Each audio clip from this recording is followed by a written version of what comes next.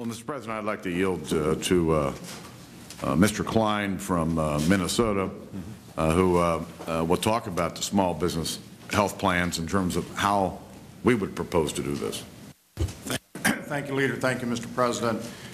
I think that Senator Alexander framed our overall position very well when he said that we're looking at thousands of pages of legislation, and we believe a better approach is to go step by step to address these issues of cost. We certainly agree that you get better economies of scale if you can come together.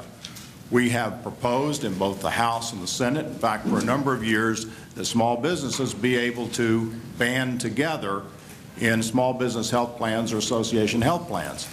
We all know, and I've heard everybody say here, that small businesses are the engine that drives our economy. Yeah. We also know that about half of the uninsured either work for small businesses or depend upon somebody who does. And so we believe that we ought to address that issue by allowing these small businesses to band together in the same way that I think, Mr. President, you mentioned large companies do. And I mean really the same way.